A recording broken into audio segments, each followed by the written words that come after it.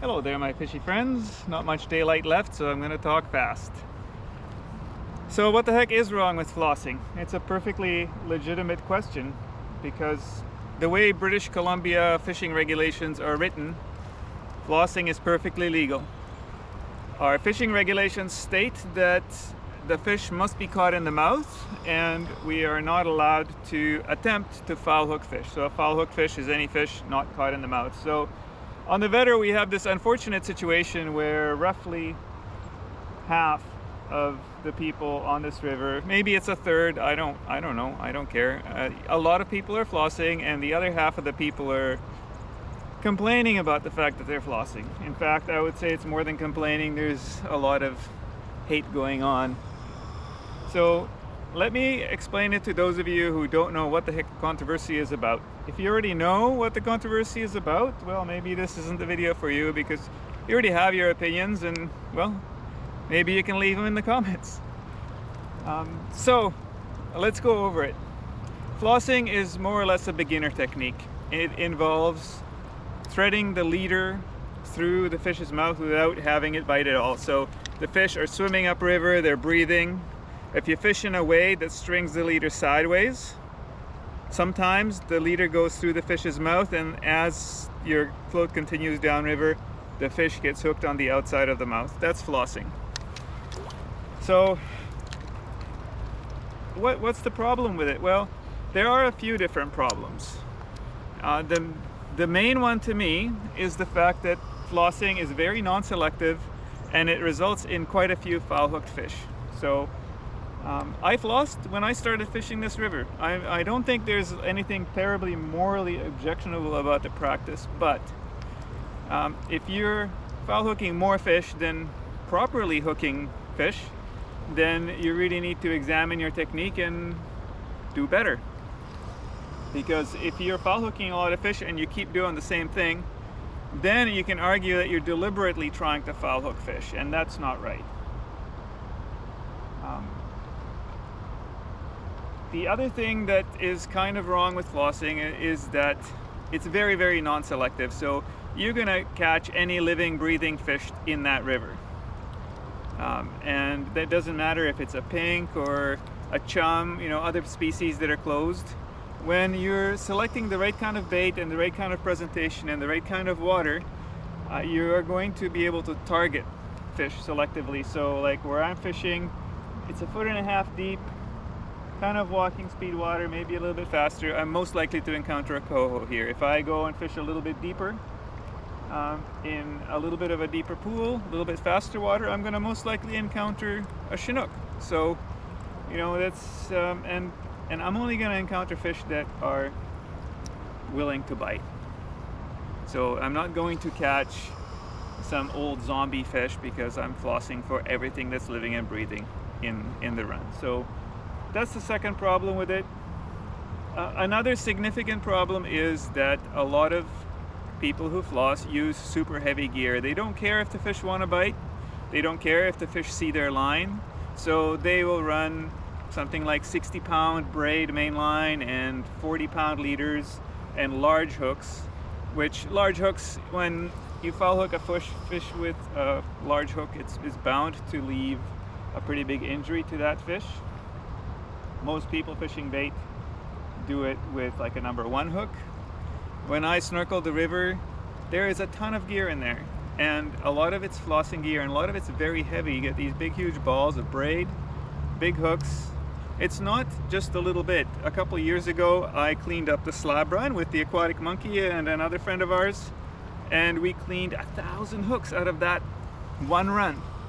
That's one like 60-meter section of river, and there were 1,000 hooks in there. I think, you know, like I said, I used to floss. I'm not dead set against it. I don't think flossing makes anybody a bad person. It's just there are these issues with the technique. And, you know, the flossers have a hard time wrapping their head around the fact that this float, I've been using this float for 2 weeks now. I switch sometimes to a yellow one, but I haven't lost a float in 2 weeks. Like, and this hook has been on there since yesterday. everybody loses a little bit of stuff now and then, but when you're not dredging the bottom, you're not leaving a pile of gear in the run. So that's another bit of an issue. Oh, I just cast the bear hook out there. Probably shouldn't do that. I'm talking, I'm not concentrating on fishing. Let's rebait. Put a little bit of row on there. All right, what else? Well, the last reason that there is a bit of a problem with flossing is probably to a lot of people who are new to fishing or new to salmon fishing. This might sound like kind of a snobby or elitist reason, but it goes back to the principles of fair chase. So fair chase is kind of a hunting and fishing principle that it's kind of based on morality, I guess, if you want to call it that. And that is, the animal has to have some sort of a chance. So most people would agree that it's wrong to hunt deer with a military grade sniper rifle. Most people would agree that it's wrong to hunt ducks with a machine gun. Well, flossing kind of goes along the same principle, is when you're not giving the fish any chance to avoid your line or avoid your hook. If you're giving the fish no chance at all to outsmart you, then it's not really fair chase, you know. And that's, like I said, that might sound a little strange to some people. There are all kinds of anglers on this river. Some people just want to harvest the fish for the barbecue. They don't care. If they were allowed to use dynamite, they would use dynamite.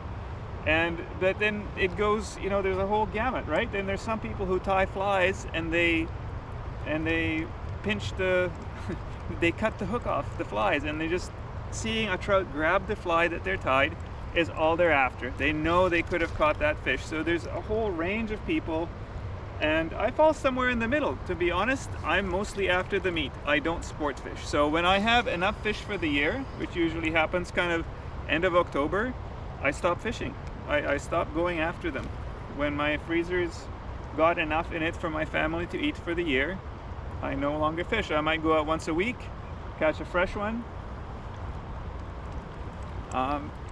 So I'm more of a meat fisherman than a sports fisherman. You will never find me fishing a river that's closed for retention. I don't see the point. So I can totally see where the people are coming from, where I just want a salmon. I'm going to use the most effective way to do it.